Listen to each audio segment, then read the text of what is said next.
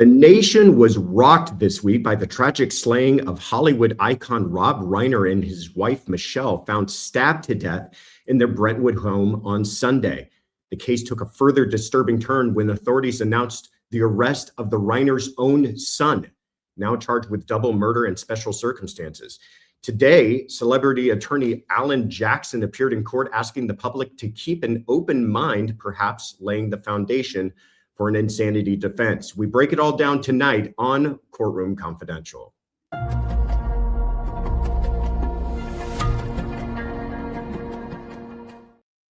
Good evening, everyone, and welcome to Wednesday Night Live from Courtroom Confidential, the fastest growing true crime news channel on YouTube. Where the heck is Ritter today? I feel that's the new game we should be playing on this channel. Where is Ritter now? He's not home. He's not in his basement studio like we're used to. Where's the shirt? Why is he wearing a suit? Where's his tie? Sorry, guys. A lot of confusing things I know that I'm throwing at you, but it's been a very, very busy week because of the case that we're about to break down tonight. But despite all of the weirdness, I think you're going to be very, very happy that you joined us this evening because we've got a very great guest who's brand new to our channel that I'm very excited to speak with about this case in particular. So hello to everybody in the chat: Jude the Tiger, Katrina Bunny, Best Nancy, Nick, everybody who's returning. Thank you so much for coming back. Jude the Tiger, thank you so much for gifting a membership and kicking us off this evening. Appreciate you. Thank you everyone for carving out some time on your Wednesday night. If this is your first time here, welcome. I think you're really going to enjoy it. We're going to break down a lot of the cultural and legal issues surrounding the Rob and Michele Reiner murders by their son, alleged Nick Reiner. But if you are new here tonight, let me just take an opportunity to introduce myself. My name is Joshua Ritter. I'm a former prosecutor with the LA District Attorney's Office. I left there to go into private practice as a criminal defense attorney. And we decided to start this channel called Courtroom Confidential a while back with the purpose of presenting you both sides of the courtroom. We hope that we do that. And this is your Wednesday Night Live. It is your midweek check-in on all things true crime. So for tonight, here's what's on the agenda. First, we have a very special guest. Like I said, it's his first time on the channel with us. His name is Zack Peter. He has a YouTube channel called No Filter. If you go to Just Plain Zack, he's a published writer, a pop culture commentator, and a podcast host. And he's just an all-around fabulous guy. And he's got some really interesting takes on this case in particular. And then later on, we're going to have Nima Rahmani from West Coast Trial Lawyers, former AUSA, also a published writer. Apparently, I'm the only one who's going to be on the show tonight that's not a published writer. I got to get my crap together. And a frequent legal commentator. So you've got a lot coming at you, and we're really trying to put a lot of effort into giving you guys a quality show this evening. As always, stay to the very end for announcements. There are some fun things coming up, but take a deep breath. You've made it halfway through the week. It's hump day after all. Take a deep breath, hit that like button if you haven't already, subscribe if you haven't already, and share this with anyone that you think might enjoy it. But without further delay, let me just go ahead and get my guest on here. You're also going to have to excuse my technical difficulties dealing with my laptop. How are you, my friend? I'm doing well, Josh. Thanks for having me. Thank you so much for joining us. I love that you've got your professional microphone and background all set up. So at least my guests know what they're doing. It's just me that's in some random conference room in an office.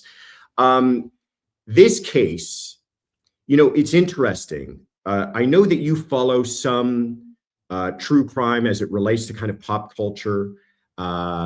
This is obviously a case that's going to land on your radar. But I was talking with my wife, Tiffany, that every once in a while, something will break in the news. And sometimes you don't know what a cultural watershed moment it's going to be. Other times you know from the beginning, this is going to change things. And we're going to be talking about it for a very long time. This is one of those cases. Don't you agree? From the second you heard about these murders, what were your thoughts?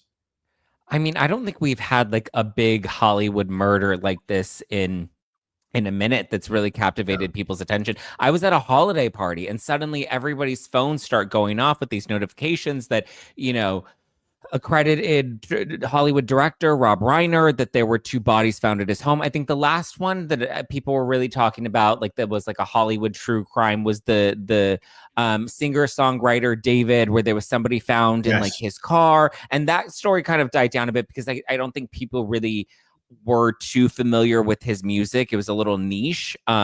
Whereas Rob Reiner, I mean, everybody knows Princess Bride. One of my favorite movies is Misery. So there are tons of movies and accolades that we know Rob Reiner from, that as the news was breaking, I remember it was like 2 bodies found, and then it was a family member that committed some sort of, assault towards other members at the home. And then eventually, as the details were breaking, the story was just getting crazier and crazier. And then to find out it was Rob and his wife, and then it was committed by the son, and the daughter found, like, the details were just continuing to get crazier and crazier. And I think everybody has just been hooked to their phones and their computers waiting for updates on this case. You're absolutely right. We haven't had something like this in a long time. And you mentioned the David case. We've been following that case very closely, but I agree with you. I have to admit, I'm too old to even known who he was when the name or how you even say it, with the way that he's got it spelled with a number in the middle of it. And I did a lot of catching up on that. But honestly, not to just get so into the, call back on a case that gets called back on far too often. But I'm going all the way back to OJ before I remember a case of such celebrity status that involved murder too. We've had our fair share of celebrities getting into trouble, Harvey Weinstein, Kevin Spacey, all these other folks, but it's not murder. This is the type of thing where you go, oh my God, we're talking about them losing their lives and now finding out it's their own son. Again, it starts to have ghosts of the Menendez brothers playing an element in that whole thing. Talk to us about kind of, because it involves celebrities, a lot of celebrities have been weighing in. A lot of people he was very beloved in Hollywood. He wasn't some sort of outsider hermit. I mean, had people over to his house, politicians heavily involved in that. Talk to us about some of the reactions from the celebrity world in general to all of this. Yeah, I mean, we've seen a number of people releasing statements. We had Billy Crystal, Larry David, Martin Short that all released a joint statement. Jane Fonda spoke out because she saw them at Conan O'Brien's Christmas party on Saturday, which is the last place we've seen them, or that we heard that they were out publicly before they tragically lost their lives. And so just seeing the outpouring of like big stars that are speaking out, even the Obamas came out and they're like, we were supposed to see him. We were supposed to see them that day, and we didn't end up seeing them after all. So it just goes to show that they've obviously have a big reach in Hollywood. I mean, the number of films that he directed or worked on, he met a lot of these celebrities. He worked with a lot of them, and all of them seem to have glowing reviews of their experiences with him. So it's definitely rattling Hollywood in a different way. Whereas I feel like with OJ, because I know we brought up like the Menendez brothers and OJ, I felt like, I mean, I was a little young at the time of the OJ trial, but I feel like we haven't had someone this prominently embedded in Hollywood, who is so well connected to, like you said, politicians and celebrities alike, that also the general public is familiar with based off of, some of his movies. That this, I feel like, is really kind of rattling Hollywood right now. I mean, we had like Depp v. Heard and Lively v. Baldoni, and those are 2 cases that were like high profile celebrity cases that were either saw play out recently or we're watching play out with Blake Lively and Justin Baldoni. But this is like this one cuts so much deeper. Yeah, I promise everybody I'm not going to mention OJ a whole bunch of times tonight, but it does seem to kind of come up again and again in all the similarities to this story. But you make an excellent point.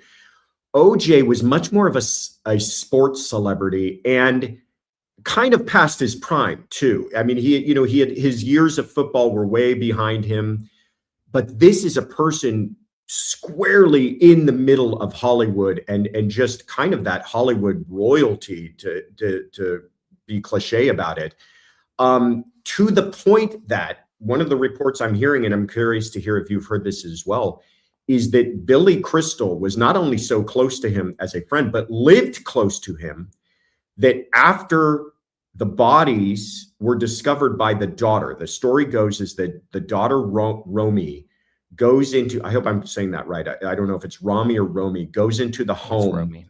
Romy, because somebody says that they can't get into the house and they had missed a massage appointment, is what I had read. So she goes into the home looking for mom and dad, discovers either dad or both of them, and then immediately leaves the house calling 911. But one of the people she calls is their very close friend and neighbor, Billy Crystal, who the reports are came over to the home before police and actually saw the bodies. Have you heard that? Yeah, I heard that as well. That she, when the massage therapist was trying to get in, they didn't have access, so she came over to check on them. I assume because she tried to call them, and obviously, when your parents are of a certain age and they're, not showing up for their appointments or they're unable to get a hold of, you're going to go and naturally just check and make sure everything's okay. And I believe she saw her father. I believe she saw Rob, but she didn't yet know her mother was also murdered. So I assume based off of, we heard that they were in bed, so maybe mom was, on the side of the bed or just, out of plain sight. And Billy Crystal was her first call. I believe it was her roommate that I heard called 911 right away to at least get authorities on the scene. She called Billy, who was very close to the family. Obviously, he released his statement, his collective statement with Larry David, Martin Short, and a number of their friends this morning. It's sad. It's crazy. And also to know that he was, Billy Crystal, we all know Billy Crystal. He's a prominent actor in Hollywood, and to know he's the first one on the scene of the crime. Like, just the names. They were at Conan O'Brien's Christmas party, and they were hanging out with Jane Fonda, and he got into some sort of scuffle with Bill Hader from SNL. Like, just all of these names being threaded together in one case is crazy. It is crazy. And I'll make it even more crazy for you. If this thing goes to trial, and I think it will, and we're going to talk about that a bit later, but I think this is going to head to trial. People are talking about, a plea deal and all of that. You don't kill two people in Los Angeles and that ends up in a plea deal. Usually that ends up in a trial. All of those people you just mentioned are going to be on the witness list, by the way. Like, it's important to understand what was happening in the hours approaching all of this. It's important to note that he got into some conflict with Bill Hader. It's important to know that one of the first people at the house was Billy Crystal.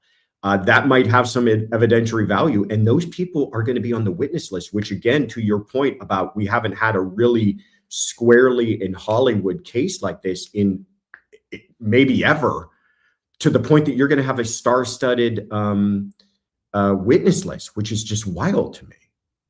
Yeah.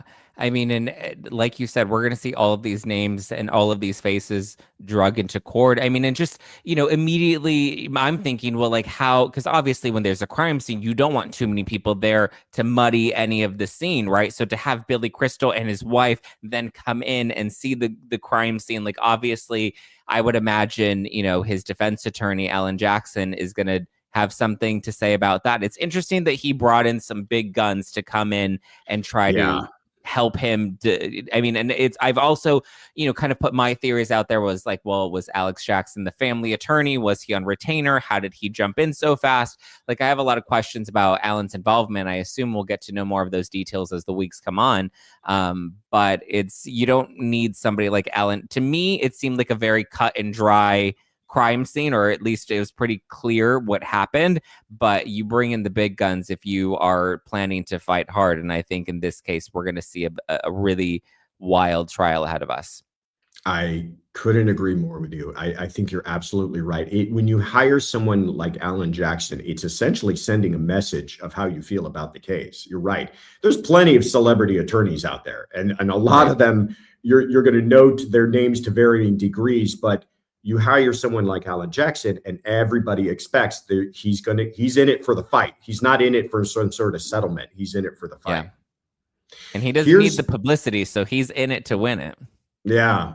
Here's an interesting wrinkle on top of all of this, is that you have mom and dad killed, devastating to the family. And I'm going to read their statement here in a second. But then someone's got to be out there. Like, Nick didn't hire Alan Jackson himself, okay? Correct. Nick's been in custody for the last few days in a suicide prevention suit. He's not exactly picking up the phone book looking for lawyers. So somebody is doing that on his behalf, and it's likely one of the family, which adds this interesting dynamic to the whole thing. So I want to read your statement, the statement that the family released today, and then I want to kind of just get your reaction to what is that dynamic taking place that we know of. Here's from the Reiner family. Words cannot even begin to describe the unimaginable pain we are experiencing every moment of the day. The horrific and devastating loss of our parents, Rob and Michele Reiner, is something that no one should ever experience. They weren't just our parents, they were our best friends. We are grateful for the outpouring of condolences, kindness, and support we have received, not only from family and friends, but people from all walks of life. We now ask for respect and privacy, for speculation to be tempered with compassion and humanity, and for our parents to be remembered for their incredible lives they lived and the love they gave. Beautiful statement, first of all. But I mean, one, do you have any insights as to who is actually hiring Alan Jackson? Is that the family? You know, when Alan was giving statements, he's almost making it sound like he's a representative of the family. Do we know anything more about this? I mean, it's purely conjecture, but my thoughts are Sure. there's either something in the will, whoever was assigned to oversee the estate. I would think maybe there's a clause. And I mean, we know that Nick has had issues with the law in the past. We know that he's battled addiction in the past. So I would imagine Ellen maybe has some sort of intimate relationship with the family. And I'm thinking there's either something in the will, whoever's running the estate, I would assume there would be a clause that's like, if any of the kids need legal counsel, Alan is our guy. This is what we do. Or he's just the practicing family attorney that's on retainer that just stepped in because he either is familiar with helping Nick get out of these legal binds or just knows that that was his responsibility. I think it gets really twisted when you're then now considering the reality of if this is, and obviously we're assuming that, you know, Rob and Michelle's estate is what's paying for Alan Jackson, it gets into the very nuanced and messy details of like, well, they're now paying for the attorney that is now going to be defending the person that murdered them, you know, and then the layers of, well, it's their son. And how do you not protect your child, especially when you know that he's battled mental illness and he's battled addiction? So I didn't get the impression that the siblings were the ones that made this call just based off of that statement. They don't acknowledge Nick at all, but they're very, you know, focused on their parents being their best friends. So in reading their statement, it was a very well-written statement, but it gives me the impression that they are heartbroken, they are suffering the loss of their parents, and that's what they want to focus on rather than the reality of their brother being the one to have committed this. And I just think that adds such a different element of grief and a layer of anger that then comes with, you know, having to face this tragedy. Well put. And you make me think about something else as you're speaking. Not only is there the awkwardness if they did, you know, and when I say hired, I mean helped him secure an attorney, right? Like you're right. He probably has a trust or some sort of estate set up that he's able to fund this himself. But as far as the logistics of hunting down, finding an attorney and hiring them, I'm imagining he's getting help from somewhere, and my best guess would be the family. I just, for full disclosure for everybody listening, if they don't already know, I know Alan. I've known him for 20 something years. I worked with him. I was his law clerk forever ago in the DA's office. I worked with him as a prosecutor. And when I left the office to go into private practice, I was actually his law partner for several years as a defense attorney. So I know him well. I don't know anything about this case, and none of that information is going to be shared with me. So I'm sorry to disappoint anybody if you were expecting an inside scoop. But what I can tell you is that the practice is not the type set up to be like on retainer to different celebrity families. So I am almost positive that when they were looking for attorneys, they just started finding who are the best attorneys in LA. And I had colleagues who were getting phone calls when this was all happening, that they were, hey, well, I got a call from the Reiner family. And it's just that Alan happened to win out in that whole thing. But given his status that you alluded to earlier about him being, you know, this big kind of hotshot celebrity lawyer coming off of a big win out of the Karen Reed case, how does that change things. Is that good or is that bad for Reiner? I mean, talking about Nick's perspective, maybe, or the family's perspective, how do you think all of that might play? I mean, I don't know. I know a lot of people have, had questions or at least, strong feelings about Ellen's client list in the past. Obviously, the Karen Reed trial was, a big win for him. It wasn't a celebrity trial like representing like a controversial figure like Harvey Weinstein, but it was still a really big case. And I think he's now on a bit of a high. I mean, and just in responding to what you just said about somebody from the family likely being able to hire him, a lot of these celebs, you're right, maybe don't always have someone like Alan Jackson on retainer for, criminal cases in this situation. However, they do typically have like an attorney on retainer to help with like small, civil cases or civil issues. Or in some cases, they have like a business manager or somebody that helps oversee all of their finances and all of, their business dealings, that maybe that's somebody that could have, had authorization that was able to kind of pull that trigger. I just don't see the siblings. I mean, it's hard because obviously it is their family, it is their brother, but I don't see them wanting to help Nick in this case. We've had, other people that have been close to the family over the years that have now started to, and we have to take it with a grain of salt, but have now started to give statements and say that like, even Romy had a lot of, trauma with the experiences that she witnessed with not with Alan, with Nick growing up, and his addiction or his behavioral issues that I think were challenging for the other siblings. So he was definitely like the black sheep of the family that I don't know how close their relationship is, where I kind of feel like Romy and Jake right now, the other two kids, seem really united in all of this. And to a point that we were making earlier about potential witnesses, Romy's going to be absolutely a potential witness. Now, can you imagine if she's going to be cross-examined by the same attorney that she took part in helping hire? That's talk about an awkward moment, but very well could be a situation we're looking at. Shy Gal, thank you so much for the super chat. Says, we love having you, Zach. Please come back. All right. Well, you heard it. Now you have to do it. And Court Dog Daniel, thank you for the super chat, says, murder one so quick they must have video of the knife in his hand. It's a great question because there's a lot that we don't know, but they certainly do feel very confident in bringing those charges right away. It could be also just the circumstances of how the murder took place, which is something we're going to get into a little bit later as well.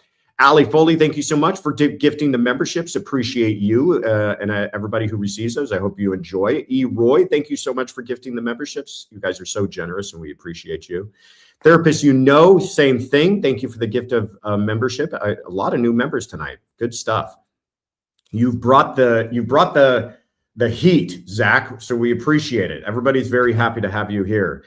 One other element in all of this, and I'm curious, this is going to have to be done very delicately because of his substance abuse. Well documented, admitted to. You could see where the defense might say that works in their favor to say, hey, this is a person who was struggling themselves, living, on the brink, in and out of rehabs, just a very troubled, haunted human being. But you could also see that kind of missing the mark, right? Where people go, yeah, and the biggest support that you had was your father and your mother, who were doing nothing but being charitable to you and helping you. And that's no excuse for chopping them up or however this took place. What are your thoughts on how that might play?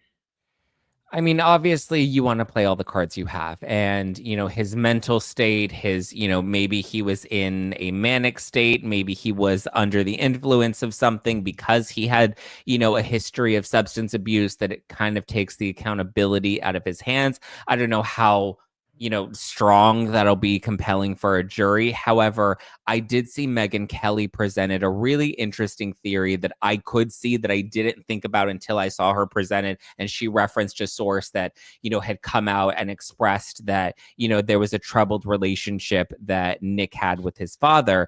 And that's possibly going the Menendez brothers route of saying that it's possible that there was some sort of abuse that happened to Nick as a child, which then could have led to the addiction issues, which then could have led to some resentment, and why him and his father had such a troubled relationship, which has been well documented in the press, especially dating back to, I think it was 2015, 2016, when they produced Being Charlie together, which was based off of, his addiction issues, Nick's. So I could potentially see that being a theory that gets presented in court, whether, people want to believe that or not. That was obviously something that was compelling, but also very controversial for the Menendez brothers, was leaning into that abuse aspect and, Kitty's involvement and how this, could potentially affect or bring Michele into it. I don't know. I mean, it also, there was mental illness issues and addiction issues that I think add a more compelling layer, if that's a theory that they try to lean into. I don't know what Alan's planning at this point, but it's definitely, I wouldn't be surprised if we see them try to throw whatever they can at the wall. I agree with you. I agree with you in the sense that there's going to be no stone left unturned, and don't put any, at this early in the game, don't put any potential theory out of bounds. They're going to try absolutely everything. Carrie Bint Kazaya, sorry for that. Appreciate you. Nevertheless, says remaining family knew how Reiners fought for Nick, so they likely want best defense and help, as they knew what parents wanted and how complex the mental health and drugs are. Very interesting point here. I mean, it is a reality that even when your loved one does a horrific thing to another loved one, it doesn't mean that immediately your love for that family member goes away. It might be that they are, and my heart goes out to them, in the midst of all of this, as much as they are mourning their parents, they're also, how do we help our brother? We don't know if we want our brother going away to prison for the rest of his life. What do you think? What do you think about that? Yeah, I mean, I can only imagine they're very conflicted. I mean, from what we've heard, we don't know much about Nick's relationship with Jake, his brother, but at least with Romy, it seemed like they had, a complicated relationship. So I'm sure she's feeling extra conflicted. We also, have seen reports now about her referring to him as a monster when she talked to authorities, or calling him dangerous rather. And so I think, those are very strong terms to use to describe about your brother. I mean, obviously, you know him very well. You know his state of mind. You know what he's capable of, or what you can imagine he would be capable of based off of your experience with him. So I would imagine they're both very conflicted. Again, we don't know much about the relationship with Jake, but it kind of seems like they maybe weren't the closest. But at least with Romy, it seemed like the relationship was very complicated. So I don't know. I don't know what I would do in a position like that, right? Because you have two, or in this case, three family members that you love dearly, two of them being your parents and one of them being your brother that has been troubled. And the love doesn't go away, but I would imagine the grief and the anger definitely would be overwhelming. Yeah, I mean, you imagine the moment for Romy going in there and discovering this incredible nightmare, no other way to put it, and then realizing it may be your own brother who did that. I mean, it's just, if you want to rip out your heart and then rip it out again in those moments, I can't imagine that kind of pain of what they're going through. Here's some, I'll give you guys, again, none of this has been confirmed by LAPD, but I have been speaking with people following this very closely and reporters all day long. And I'll give you some information that I've learned, and I want to hear your thoughts because it could change dramatically how we feel about the case. Initially, it had been reported, I think TMZ or one of the other outlets, that they discovered the bodies, that Romy discovered mom and dad's body in bed with their necks slit. Have you heard this? That's what I heard, yeah. Okay. What I'm now hearing today is that that's not true, that in fact, Romy came into the house and soon discovered Rob, her dad, and then immediately fled the house, not knowing if an assailant is still inside the house or what's going on, and did not even realize that mom was also killed until paramedics, I think, arrived, and then law enforcement, which seems to maybe indicate that Rob's body, again, we're doing a little bit of speculation here, but his body may have been located somewhere, not in the bedroom. Okay. Mm. If, one of those being true, or maybe neither of them are true, but doesn't that change? I mean, it's a very different situation. Wouldn't you agree, if they were murdered in bed than if there was some sort of conflict that took place in another part of the house? Well, I mean, you could also merge those two together and maybe put the pieces that maybe they were in bed. Maybe he attacked dad first. He tried to attack mom. Maybe mom fell out of bed. Maybe mom was on the side of the bed on the floor. Oh, yeah. I pictured the scene of her walking in, seeing dad, seeing the bloody crime scene in bed, and not wanting to look any further, just immediately being so overwhelmed with shock. Because my understanding is she had a very strong reaction and ran out, which is where her roommate was, and the roommate's the one that called 911, which then would make sense if her first call would be to Billy. I'm sure he's like Uncle Billy to them. He's down the street, he's close, he's comfort, who immediately came over to comfort them, to be with them, to make sure everything was okay. I mean, she's also pretty young, that I would imagine she would want somebody that would be the next type of father figure around her to help put the pieces together of what's going on. So I immediately thought it's possible that this did happen in the bedroom, and maybe, because I also heard reports that maybe mom had been alive for a while after dad. Maybe she was trying to get away. So just trying to put all of the different pieces together. I'm assuming maybe it started while they were in bed together, because based off of the timeline as well, and when he checked into the hotel room in Santa Monica, which was about 4 a.m., the parents were found at 3 p.m. on Sunday. So I assume this maybe happened early in the morning on Sunday. I think you're right. Put them in bed at that point. So piece that timeline together for us a little bit. So they're at a party at Conan O'Brien's house. Do we know where Conan's house is, by the way? I don't need the address. I'm not trying to show up. I'm just curious. Is it in that general area? I would assume maybe like Brentwood, Bel Air, somewhere out towards like the hills, which would make a Santa Monica hotel room not too far of a stretch for him to, get a hotel. So party takes place. Apparently some big blowout. And then I'm hearing that the Reiners, mom and dad, left, maybe, but we don't know if Nick left at the same time, right? Correct. We don't know the timeline.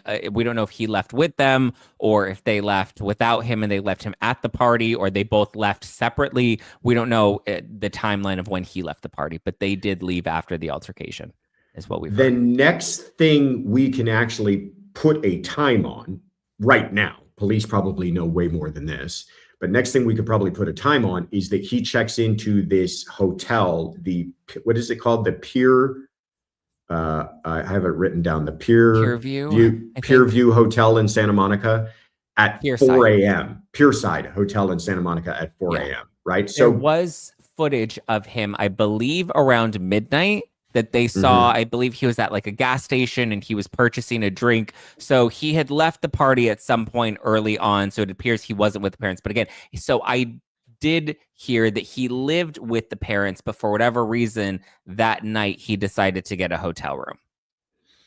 Bizarre, because not many folks are getting hotel rooms when they live in that same exact area. So it could further add to, again, arguments about insanity, all of that other kind of stuff.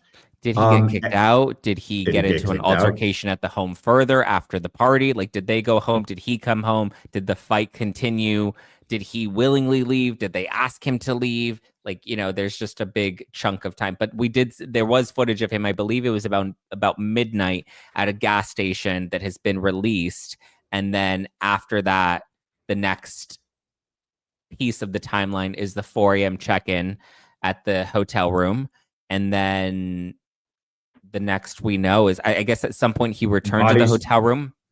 But at some point, yes, which I don't know if they can put a time on, but I don't know if they know he returned. I know that what They found blood I've at the heard, hotel scene. right. But I don't know if that meant that after he checked in at 4 is when he left it a bloody mess and they found it later, or if he checked in, left, and came back and it was a bloody mess, which is, again, really important stuff for us to kind of figure out. I would think he would have checked into the hotel room first, because I would imagine if there is a bloody mess that he's walking in with, they're not going to let him rent a hotel room for the night. They would Visibly, immediately right, call right. authorities. Right. But I Sure. mean, if he's there, if they're saying, which the report was that there was a lot of blood in the hotel room, that it appeared to have been visible, I would imagine it would be difficult for him to get a hotel room without authorities immediately being called. Yeah. Yeah.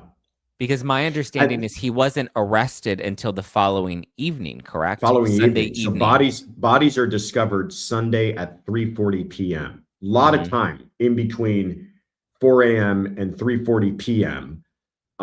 So who knows if it took place before then, after then. A lot of this is going to have to be determined by the coroner, and then other evidence, surveillance at the house, other things that might clue us into what took place. And then you're right, he wasn't arrested until 9:15 on Sunday. Yeah, and then there was a report that I read that said the bodies were rigor mortis at that point. So the bodies had already stiffened. So they had appeared by the time the daughter found them about 3, 4 in the afternoon. They had been there for a while. I don't know how long rigor mortis takes to develop, but it does appear that this likely could have happened. I mean, if based off of the timeline that we have, he checks into the hotel at 4 a.m., then I would assume around 5, possibly 6 a.m. is when the murder may have taken place, and then the bodies laid dormant in the home until the daughter, or until the massage therapist came by and the daughter came over to check on them. Yeah. Yeah. What this kind of brings me to the next. Oh, well, let me ask this question from the Polar Bluff. Thank you so much for the super chat. Says, highly unlikely Rob Reiner abused Nick and directed a movie about it. Oh, interesting point. They did direct that. They did have that movie together, kind of about the idea of a person going through substance abuse and support of the family and everything else, which is an incredible thing if you think about it. For Rob to decide to do this project with his son in some sort of way of connecting with him and healing. Maybe it was someone else close to the family, but RR doing it seems preposterous. Well, I agree with that, but I think more to your point, doesn't mean they won't argue it, right? Doesn't mean they won't try to make a case out of it, Zach, correct? I mean, or it could have been maybe not Rob directly, sorry. But it could have been like somebody close to them in Hollywood, right? It could have been maybe a friend of Rob's, and maybe Rob did it. I mean, I don't know. These are all just kind of theories that we may or may not see presented, but I'm just going down that theory rabbit hole. It's possible that there was some sort of resentment that he was holding against his father, because they did have a troubled relationship, which we know was documented. There were substance abuse issues, I mean, and this is all purely conjecture, but I can see all of these things potentially being presented in court, but I don't know. We'll have to see. But I would imagine too, there would have to be a lot of security footage, right? If we're able to see security footage of him at the gas station, I assume there's security footage at the hotel.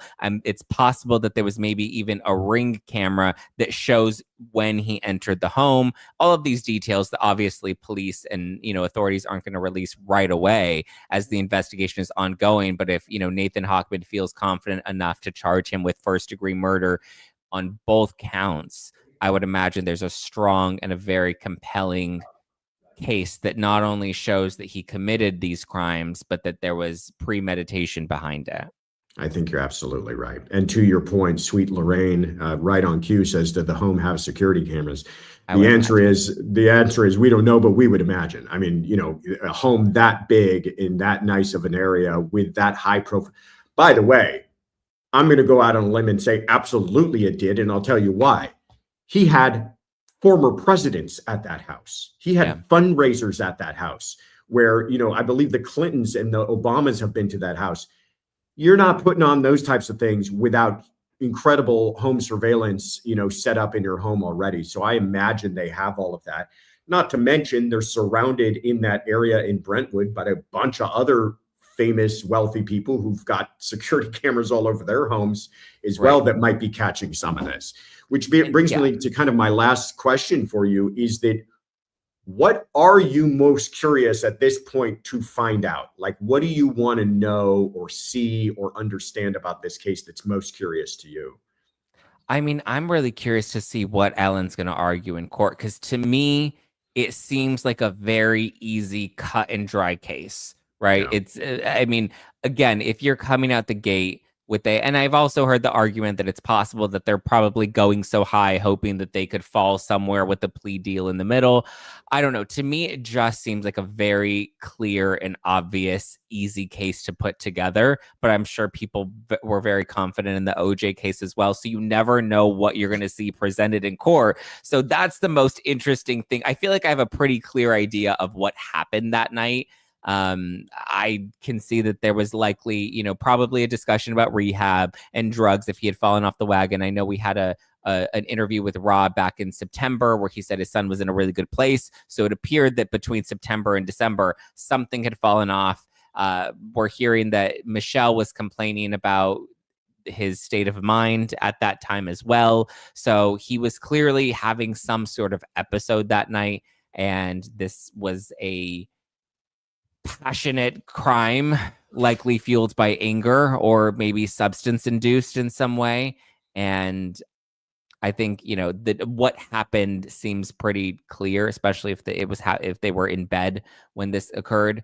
That my biggest inquiry is going to be the defense and how they're going to try to find a way to get out of this and what the end game even is. Is it to avoid the death penalty? Do we even worry about the death penalty here in California anymore? Is it to just get a reduced sentence? Is it to try to get him as little prison time as possible? Is it to get him off completely? Like, that's really what I want to know, is what's going on in Alan Jackson's mind and what angle could be played here. Yeah, incredibly well put. Zack, what everybody doesn't know is we just met moments ago, and it was a pleasure meeting you. It was a pleasure chatting with you. I really appreciate your insights and all the research and information you brought to us this evening.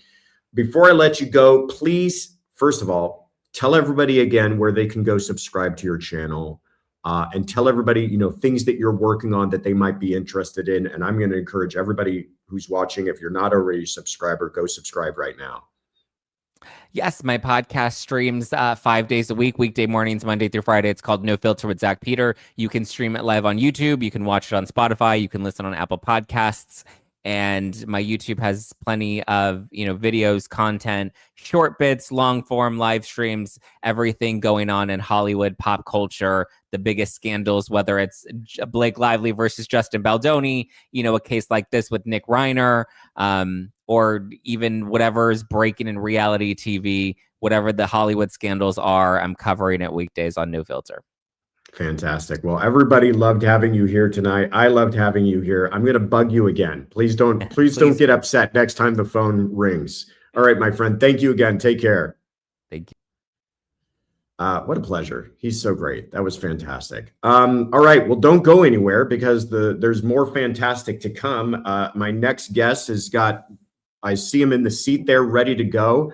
Nima Rahmani from the one of the head partners over at West Coast Trial Lawyers, a good friend of mine, a very accomplished attorney. He's a former AUSA, like I said, a published writer himself. I got to get to work, I guess, and a frequent legal commentator. You're going to see him everywhere. You've seen Nima everywhere. Welcome him here. Hey, how you doing, my friend? Josh, thanks for having me. Good to be on. Absolutely. Is this case been just dominating your Twitter feeds and your requests to speak on this case? I imagine you've just been nonstop on television. So I'm so thankful you were able to carve out some time for us tonight. Oh, yeah. I mean, there is nothing like it. I lived my whole life, almost my whole life in Southern California. I think this is going to be the biggest case since OJ because you have the Menendez brothers style, obviously, son killing his parents, right? You have the Nepo baby factor. You have Alan Jackson. You have the celebrity factor, right? Not just Rob Reiner, who's a Hollywood icon, but you're going to witness in this case like Conan O'Brien, Bill Hader, Billy Crystal. I mean, It's going to be likely televised because it's here in California Superior Court and CCB. I mean, it really has it all. I think it's going to be bigger than any of the other cases we've talked about, bigger than Johnny Depp, bigger than Tyler Robinson, Charlie Kirk, bigger than Luigi Mangione. It really has it all. And like you said, I've been up. My first interview was 7 a.m. I got to be in studio at 8 p.m. Fox News. So, I mean, it's just wall-to-wall coverage of this case. It's really the biggest thing. The only thing that may bump it is the president, depending on what he does. And, 15 minutes, if he declares war, then, this all might be put to the side. But in terms of legal cases, Josh, there's nothing like it. Yeah. Well, it's 5:45 on the West Coast right now, so I will try to get you out of here before 8 p.m. your hit time with Fox. I think that gives us plenty of time. But I think I agree with you. It's hard sometimes to appreciate the scope of something when you're in the middle of it as it's happening. But when you start to lay it out the way that you did with all of the elements involved, that you have celebrities, both the couple that was killed are celebrities, killed by their own son, where it took place in Brentwood in the heart of Los Angeles, and then all of the kind of celebrity people who are going to be involved in this whole thing.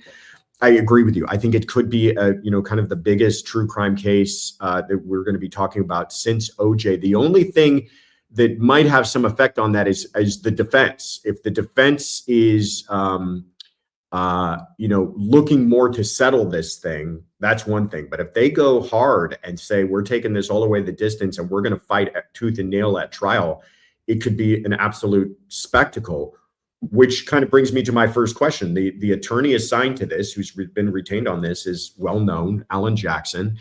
What are your thoughts, given that Alan's been retained? Do you think this is going to be a battle royale taken to the very end, or do you think they brought Alan in to try to grease the skids to get some sort of a plea deal here? I don't think the case is going to plead out, and this is why. I mean, Nathan Hochman talked about the death penalty, but let's be honest, no one's been executed in California in almost 20 years now. It's not a real possibility. Theoretically, maybe Newsom's turned out, a new governor comes in. If he or she's Republican, they could lift the moratorium. But I could tell you that effectively, there's no death penalty in California. So that's just not going to happen. So you're talking about a life without the possibility of parole case, first-degree murder, special circumstances. You can't give a discount or a deal in this case if you're Nathan Hochman. First of all, it's a horrific, gruesome murder, right? If you believe the reports that their throats were slit, I mean, at a minimum, they were stabbed to death by their own son in their own home. So this is a LWOP, life without the possibility of parole case, especially if you're Nathan Hochman. You ran on a tough on-crime platform when you went up against George Gascon, who many perceived as being soft. So you're not going to give even the possibility of parole in this type of case. So where does that put Alan Jackson and the defense? Well, they're going to try the case, and it's going to be a very difficult case to try. Jackson is very experienced. He's one of the best. He can get creative. I mean, what he did in the Karen Reed case was, I think, extraordinary. So I'm not going to count him out, but that's why I think all signs point to this case going to trial. The only possibility, and I don't think the DA's office will agree to it, would be because of his mental state. I don't think it's legal insanity. You attack premeditation. Somehow you get to second-degree murder. You give him the possibility of parole at some point in his life. That's the only possible place the DA's office may end up, but I can't see it happening in a case like this because of the facts and circumstances. I couldn't agree with you more. And you make a point that I don't want to be lost, that I don't think a lot of people are explaining very well, that you did explain very well. But first, let me get to Eroy's question here. Thank you so much for the super chat. It says, are there any laws in California that prevent Nick from receiving inheritance if he's guilty and inheritance was left to him? Do you know, or I'll jump in? Go ahead. I do. California Slayer statute. It's in the penal code.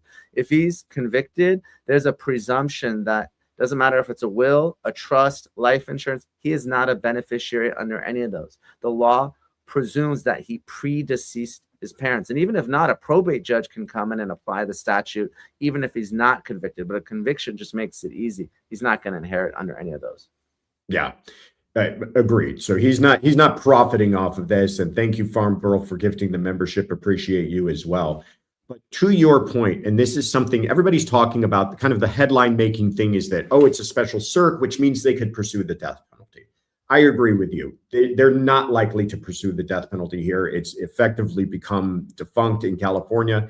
But even if it was, this isn't really your death penalty type of case. That's usually, people with a long criminal history who committed really, really heinous crimes. This is a heinous crime. I'm not trying to take anything away from it, but in my experience, having worked in the DA's office in LA, not the type of case that they would pursue the death penalty. But the part that's getting missed is nothing else but LWOP is on the table. They cannot even go to a judge and say, Your Honor, we don't want to deal with the DA. What's the best you can give us, Your Honor? He can say, my hands are tied. You're looking at life without parole, and that's all I can give you. So to your point, what have they got to lose? At that point, it's not even a matter of like, oh, I'm going to try and I couldn't get a good deal or whatever it was. It's you've got nothing to lose but to go to trial. So might as well take a chance on this whole thing. So I agree with you. We're likely looking at a trial here. So now I'm asking you to put on your defense attorney hat. Though I don't know if you have one of those hats. I don't know if you've done any criminal defense work. You've probably been too smart for all of that. But if you are the defense in this case, what are the things you're looking at? Many people have talked about not guilty, insanity. Would you think that's a potential here, or do you think something else might be at play? Yeah, I'll definitely go through all the potential defenses because I've thought about them. But you're right. You can't plead to the sheet or plead open and hope a judge gives you some leniency, because by pleading guilty, it's LWOP, life without the possibility of parole. So let's go through the different defenses, and I'll tell you why I don't think they're going to work. And really, the fact that Nick got into an argument with his parents at Conan O'Brien's holiday party, and he came back sometime later, is really one of the key pieces of evidence here, because that's the premeditation, and it really negates a lot of possible defenses, in my opinion. Let's go through them. Not guilty by reason of an insanity, right? I mean, most of the lawyers know, but for the non-lawyers, because of a mental disease or defect, you're unable to comprehend really fully the nature and consequences of your action. Basically, you don't know right from wrong. That doesn't mean if you're schizophrenic or bipolar, you qualify. It requires a lot. First of all, the burden's on the defense. It's after the guilt phase. Jurors almost always reject this defense. It's really like, you think your parents are aliens or demons or God's commanding you to do something, right? If you know that it's your parents and you're capable enough to have an argument with them, that is not legal insanity. So I don't think that argument is going to have any chance of success, in my opinion.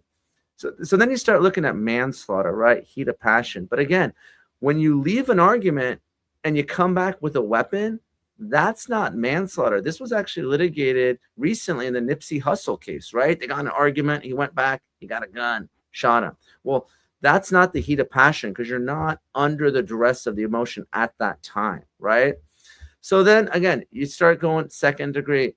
Probably not. The drug use, voluntary drug use, not a legal defense. It can be used to attack the premeditation. So maybe that's the direction they go in. But again, I don't know if they're going to swing for the fences and try to get a home run, or if they get, 30 or 50 to life, they'll be happy with it. But there's so much evidence of his guilt, and you got the motive, you got the premeditation. If I'm the DA and I'm Hochman, I stand firm. You're going to take life, or we're going to take this case to trial. 100%. And further to your point, probably more than any of that is what you said. Nathan Hochman ran on this. He ran on exactly this, that he wants to return kind of this law and order mentality to Los Angeles DA's office. And he's not going to take the first huge celebrity case that he's had to deal with and go soft on it. I agree with you. I think this thing is going to go the distance. I know that we got a bunch of new viewers recently. Nima always seems to do that for us. So I want to welcome everybody who's new here. We are chatting with Nima Rahmani from West Coast Trial Lawyers. He's a former AUSA. We're talking about the Nick Reiner case, the murder of his parents, Rob and Michele Reiner. And earlier, if you're just joining us, please go back and watch. We were interviewing Zack Peter from the No Filter podcast on YouTube as Just Plain Zack, who's talking to us about kind of the cultural impact of all of this. So welcome, everybody. Getting back to, though, I agree with everything you're saying about NGI and how difficult it is to prove, and how people get it confused very easily. They go, oh, well, he was schizophrenic. Therefore, it must have been insanity. And to your point, even you said, well, the God told me to do it, or the dog told me to do it, or whatever.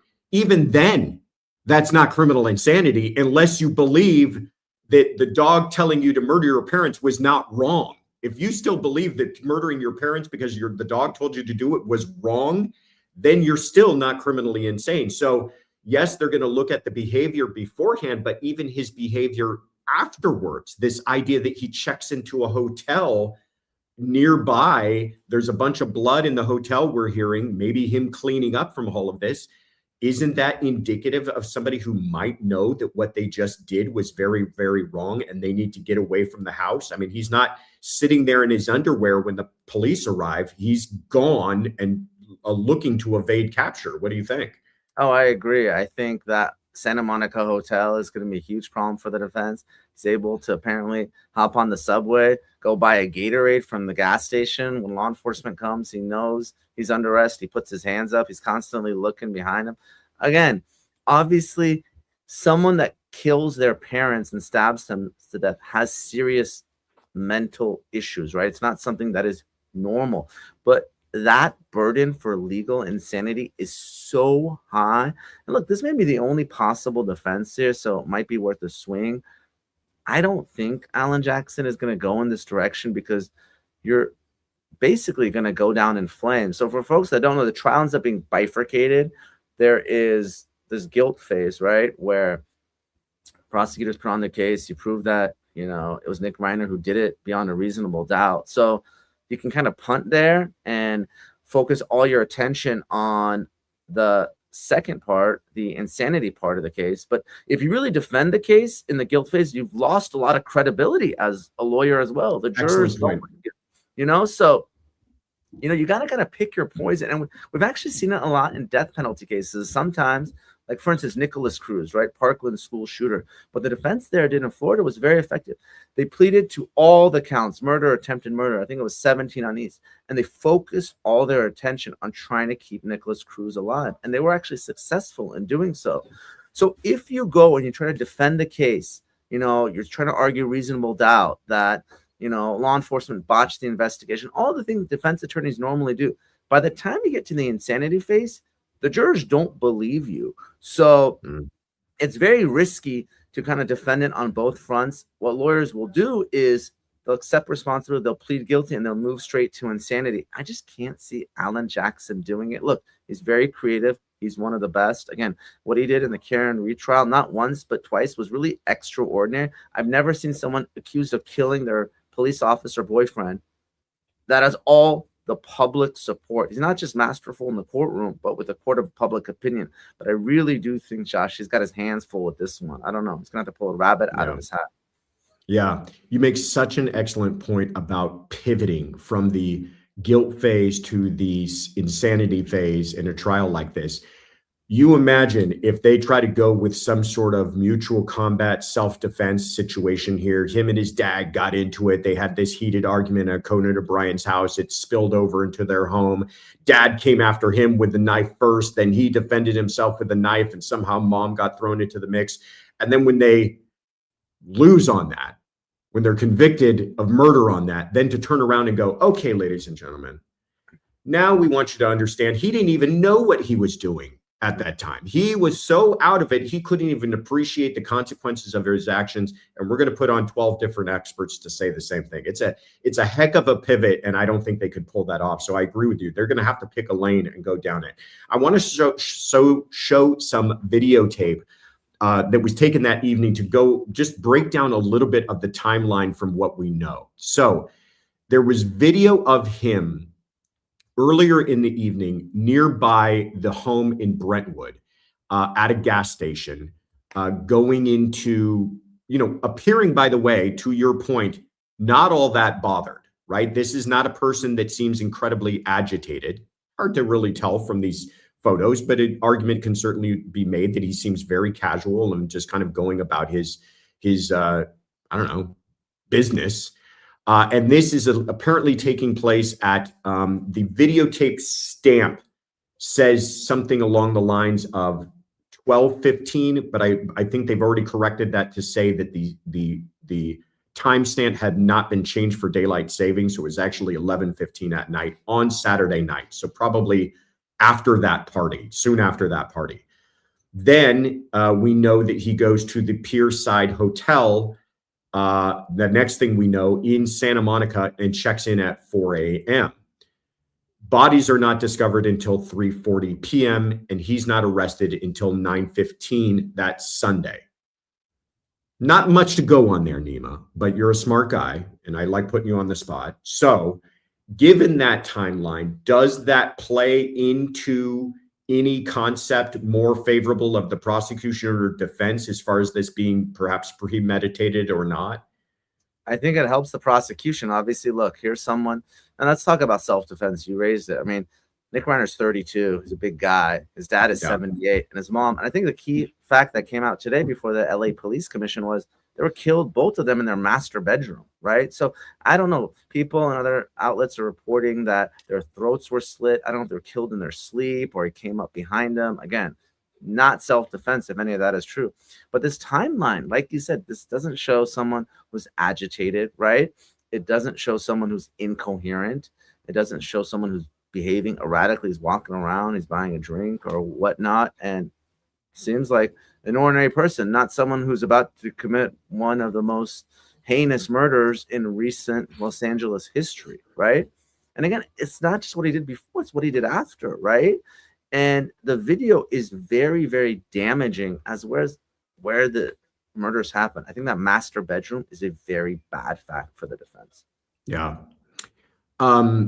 What are you most curious to learn about early on? We're going to learn a lot about this, but it might trickle out. We're probably not going to learn most of this until we get to the prelim.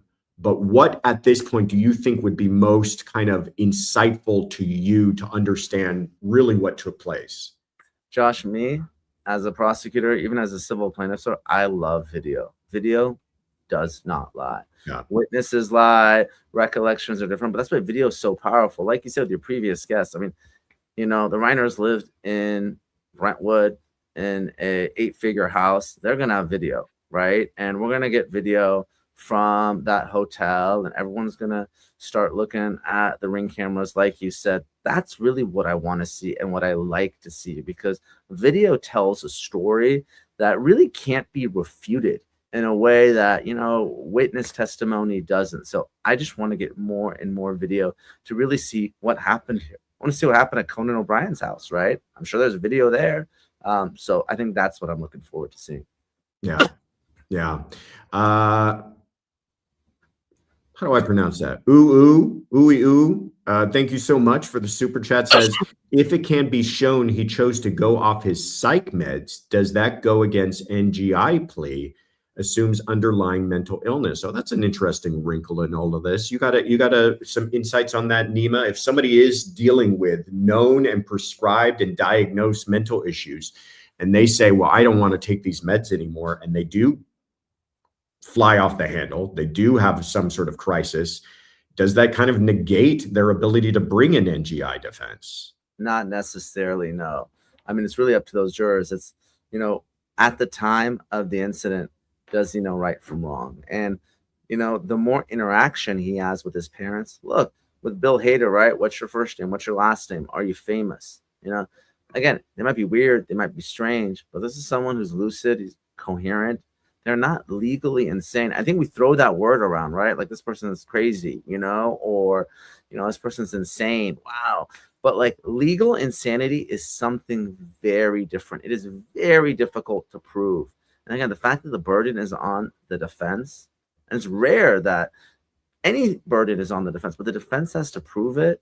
And the skepticism, I'm telling you, people that are watching, I'll bet you in the comments, it's just very, very difficult to prove. It rarely succeeds. Again, it may be threading the needle and maybe the only shot the defense has, but I would be very surprised that they go down this path, because again, I don't know Nick Reiner, but everything we've seen so far leads me to believe this is not someone who's legally insane, whether he's on the meds or off. Yeah. Really, Yeah, kind of. We throw that around a lot, NGI, as this kind of like, well, that's always in the wings. But it really, when you look at the success rates of it, are very, very low. One last question here I want to ask you before I let you go, my friend. But and I appreciate all your time. I know how busy you are and how exhausted you must be. Roy, thank you so much for the super chat. Asked a really interesting question that I had not thought about. Can he was unknowingly drugged be used as a defense? I can see Jackson saying he's been clean since September. Dad told everyone that. He went to a party and got drugged, some Hollywood party, and he gets drugged with something, and it made him do this. In other words, not a voluntary intoxication, but a involuntary intoxication defense. What are your thoughts? And then we'll get you out of here. Yeah, it's creative, and you make a very important distinction. Voluntary intoxication. If I take drugs or alcohol, I'm responsible for my actions. Now, again, it may negate intent for specific intent crimes, for premeditation, right? I might not have that mens rea or criminal intent, but generally speaking, if I take drugs knowingly, I'm responsible for what happens. If I drink alcohol, I'm responsible. Now, involuntary intoxication is different. If this is someone who was drugged and somehow you have experts that come in and they establish some sort of causation where the drugs that they take, some, psychedelics, some hallucinogen, causes them to engage in this criminal act, the involuntary intoxication is a defense. The problem is if you go down that route, that's going to open the door to all of his drug use that was voluntary, right? Yeah. Prosecution's going to say, this is not credible. Here's someone that's been in and out of rehab 18 times. You're going to expect us to believe that this one time when he took drugs, it was involuntary. I think all of it comes in, and it's going to really dirty up Nick Reiner in a way the defense is not going to want. I think you're absolutely right. Nima, you are such a pleasure to speak with. I can't thank you enough. I know how hard you're working on covering this case, and I appreciate you carving out a little time for us. Nima, partner at West Coast Trial Lawyers, former AUSA. Anything else you got to share with us? Where can people find you? Your social media, website? You've got a podcast of your own. Tell us all about it. Yeah, Neema Rahmani, that's NeamaRahmani on all social media platforms, TikTok, Instagram, Twitter, LinkedIn, you name it. And my firm, West Coast Trial Lawyers, on all the same handles. My book, Harvard to Hashtag, I talk about how I left Harvard Law School's big law, was a prosecutor now, started my own firm, do a lot of social media. All the proceeds go to foster kids, so check that out. And Josh, thank you for having me. I'm sure we're going to be talking about this case for months and for years. A while. Yeah. For a very long time. Try to get some sleep, my friend. All right. Thank you again. Take care. Bye. Wow. I hear some of these other channels on YouTube like to say they have best guests, but I think we're doing pretty good over here at Courtroom Confidential. So thank you again to Neema Rahmani and Zack Peter. Let me make sure I didn't miss any other questions that you guys asked. I see here that Redondo Beach, good to hear from you, with the super chat, says Phil Hartman, his family won an award against the maker of the SSRI his wife was on, dangerous to stop them. Very interesting. Yeah,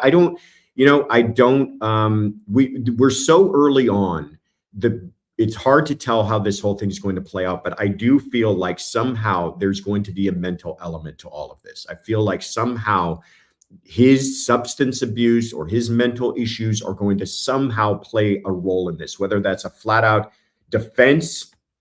I don't know. I tend to agree with Neema. That's hard to kind of convince jurors of, but if it plays some sort of role otherwise, I could see it happening. Tiffany says now Joel will never wear that Dodgers. He made a bet. He's going to wear that shirt regardless. All right, guys. Thank you so much. Therapist Yunus says incredible show. Excellent guest, says Bez Nancy. I agree. If I do say so myself, I'm very happy with the folks that we were able to get secured for tonight. So big thank you to Tiffany for making that happen. All right, let's give you guys some announcements and then get you out of here. Our website, as always, go to thecourtroomconfidential.com. That's where you can find three things: messages, merch, and memberships. If you want to leave us a message, because we answer those messages live every Sunday. We're doing it again this Sunday. We're going to change the time on you, though, so stay tuned. But every Sunday, we answer your messages live on this channel, but you can only leave them at thecourtroomconfidential.com. Membership, if you'd like to be part of our membership program, thank you, everyone. I can't thank you enough, and I feel like I try to thank you enough, and I don't ever feel like I do. But thank you, everyone who gifted all the memberships this evening. Very, very appreciated. And if you want to join the membership program and you didn't receive a membership, do what Hellcat did. Become a YouTube member by going to thecourtroomconfidential.com and clicking on join the membership. Thank you again, Therapists You Know, for gifting another membership. We put a lot of work into it. It is not. It is a active part of our channel over here that we put a lot of work into, and you can join Josephine Santomaro. Welcome aboard. Do the cool thing like Josephine just did. Thank you again, Best Nancy, for gifting a membership. Very kind of you. And then finally, merch. I'll tell you what you can't buy is this t-shirt. You can buy a lot of other t-shirts, but much to Tiffany's great regret, I was not able to wear one of our Courtroom Confidential t-shirts tonight, but we have plenty of them up on the shop, all sorts of different colors, not to mention our entire holiday collection. As you're seeing here, we've got ugly sweaters on top of it, a bunch of brand new merchandise, including brand new mugs and pajama pants, don't you know? Thank you so much, E. Roy, for gifting a membership. Thank you guys so much. I'm very, very touched by your generosity and support. And Debs, 1016 Debs, welcome aboard. Happy to have you. What did you miss? Well, on Monday, we had our true crime docket where we talked a lot about this case, but we also talked about the Brian Walsh case, and we discussed that all with Dr. Patrice Berry. Had an excellent conversation about all of that. A really good episode. Please don't miss out. On Tuesday, I was on Mike King's channel called Profiling Evil, and we discussed the ins and outs of the Melody Buzzard case. So please go check that out. Really nice conversation I had with him.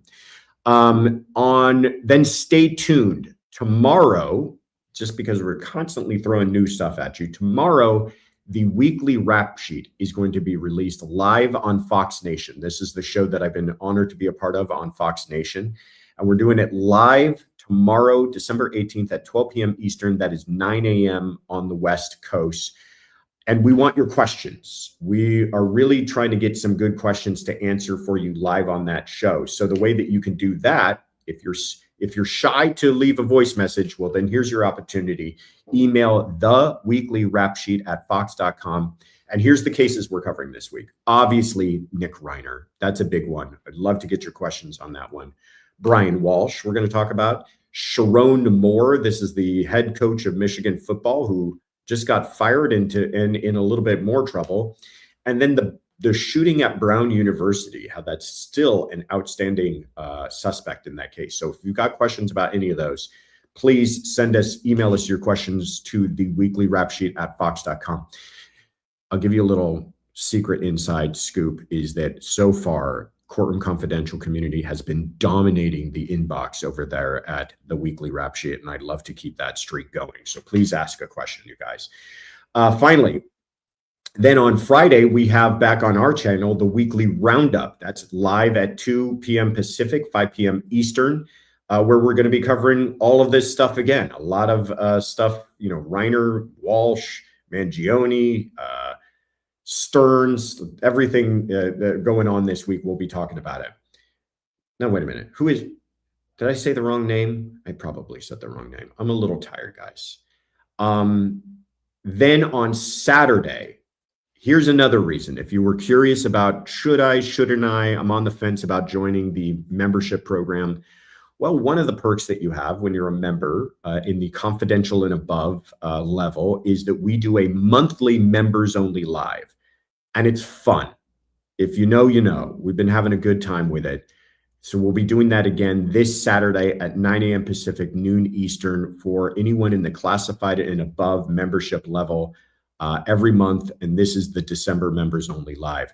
And then, as always, every Sunday, like clockwork, we do Sunday Fun Day, except this time, because Mr. Ritter has to get on a plane later that day, we're going to do it a little bit earlier. It's going to be at 8 a.m. Pacific, 11 a.m. Eastern. Sorry for that, but you get to enjoy more football. We're going to be answering all your questions. 8 a.m. Pacific, 11 a.m. Eastern, back here on the channel, Sunday Fun Day. All right. I think that's everything. Did I miss anything? I don't think I did. Just tell me we're all good. Sunday Fun Day. Okay, I got everything. Last thing, I want to again give a big thanks to our guest this evening, Zack Peter at Just Plain Zack on the No Filter podcast, and Nima Romani from West Coast Trial Lawyers. Big thank you to our mods. They're the best on YouTube. Afton, Shy Gal, Kathy, and Therapist Kaylin, we can't say enough of how much we appreciate you and everything that you do for us. You're absolutely the best. And Tiffany, thank you for being the best thing that ever happened to me. Have a great Wednesday night, guys, and I will see you again here soon. Take care, everybody.